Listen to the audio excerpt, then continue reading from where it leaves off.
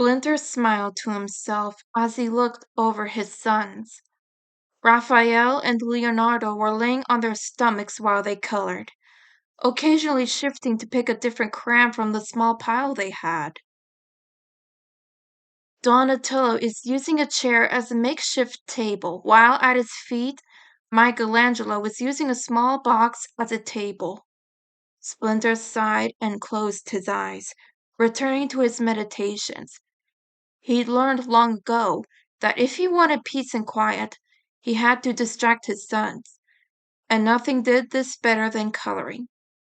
Not only it did distract his sons, but it also provided him with the oddly soothing whoosh sounds the crayons made as they passed over the paper. A small noise made Splinter's ears flick toward his sons. "Mikey?" He opened his eyes, watching as his youngest son pointed to his new headband before pointing to Raph, while gently tugging on Donatello's hand. Donatello looked at him for a moment, trying to understand what his little brother was saying. After a moment, he gently reached out, touching Mikey's chin. "Use words!" Splinter felt himself unconsciously holding his breath. It was not often, even with Donatello present, that Michelangelo spoke when they were together like this. He watched as Michelangelo shifted, looking slightly uncomfortable. Donatello ignored Michelangelo's certainty. "Use words, Mikey!" Splinter watched as Michelangelo looked at Donatello for a moment before opening his mouth. "What? Kawa!" As he spoke again, he pointed to his eyes and then Raphael.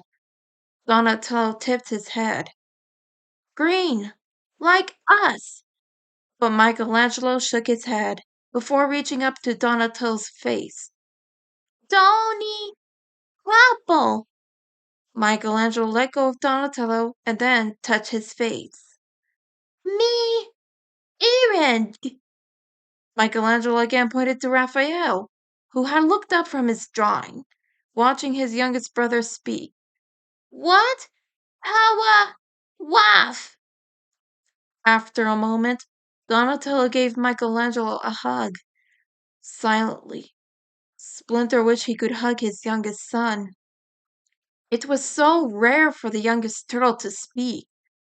Splinter could sit with him for hours and only get him to say one word or two. But with a little encouragement, Donatello could get him to speak full sentences. Splinter watched as Donatello spoke. "Raph color red. This one." After a moment of searching, Donatello produced a red crayon and handed it to Raph, who giggled and went back to his drawing. Splinter watched Michelangelo's movements, trying to figure out what he was drawing. After 15 minutes, Splinter sighed and slowly stood up. "You have 5 minutes to finish your drawings, my sons. Then we will go for our morning run." Leo began to pack away his crayons, already finishing his picture. Raphael let out a low humph and hurried to finish his drawing. Donatello knelt over Mikey and watched as he added a few more details to his drawing before holding it up. Splinter knelt down, noting that Michelangelo took a small step back, coming to a stop as his shell touched Donatello's chest. It pained Splinter as he found that Michelangelo's arms shook slightly as he continued to hold out the picture he'd drawn. On the small piece of paper Michelangelo had drawn, 5 simple stick figures. 4 of them had simply drawn shells along with a cut line across their faces, indicating which of the brothers the figure was supposed to be. In the middle of the picture, Splinter found that Michelangelo had drawn him too, and he even given his figure his walking stick.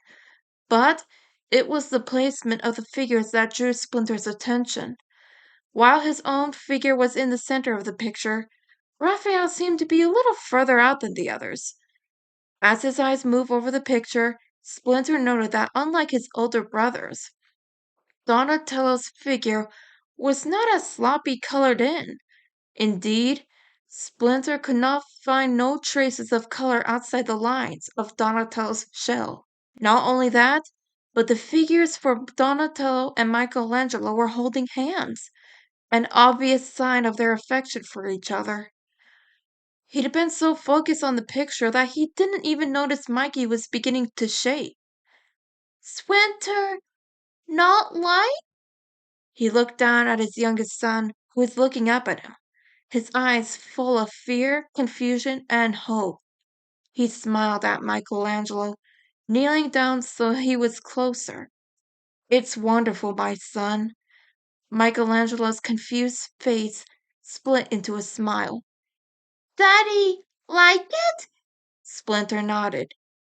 I like it very much. Behind him, Donatello gave his brother a hug. He like it! He like it!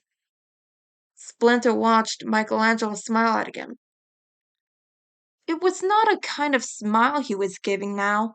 This smile was filled with happiness and joy, a sign that he was truly happy at that moment. Splinter smiled again. Michelangelo, may I hang this on our fridge? The young turtle's eyes went wide. Hang up? Splinter nodded. May I hang it up on the fridge? Michelangelo looked at Donnie. Say yes! Say yes! Splinter continued to smile winningly at Mikey, who slowly turned to him. Okay. His voice was weak, and Splinter could tell his son was unsure of himself. Continuing to smile, Splinter spoke. Would you like some help, Michelangelo? Michelangelo looked at him. How? Splinter slowly moved, offering his hand to Michelangelo, who nervously looked at Donatello. It okay, Mikey. Splinter felt his heart swell slightly as Michelangelo reached out and nervously gripped Splinter's fingers. As Splinter led his son into the kitchen, he noted that Michelangelo's other hand was grabbed onto Donatello's wrist. Stopping in front of the fridge, Splinter paused and pulled one of the small magnets off the fridge before speaking to his son. Will you tell me where the picture should go, my son? He watched as Mikey looked at the fridge before speaking. Top! Splinter smiled to himself as he placed the piece of paper at the very top of the fridge before placing the magnet on top of it. Is that good? He expected Michelangelo to nod or maybe say good. He hadn't expected to feel Michelangelo's arms wrap around the hem of his robes. He looked down slightly startled as Michelangelo buried his face in his robe for a moment before speaking. Glad Daddy likes! Slowly, Splinter knelt down, his heart swelling again, and Michelangelo didn't shrink this time. I love it, my son, just as I love you. He spread his arms, offering Michelangelo a hug if he wanted it. He bit his lip, willing himself not to cry, as Michelangelo took a nervous step forward and accepted the hug. Splinter closed his eyes.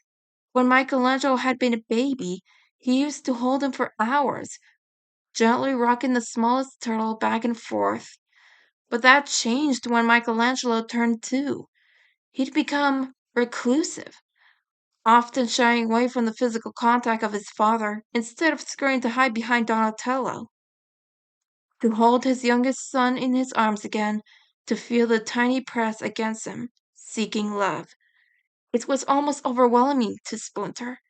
He felt Donatello join the small hug, both of them pressing in on Michelangelo. Silent tears fell from Splinter's eyes as he held his sons tightly against his body. He loved them. He loved them so much it almost hurt. Thank you, my son. Thank you. From inside the hug, Splinter heard Michelangelo spoke.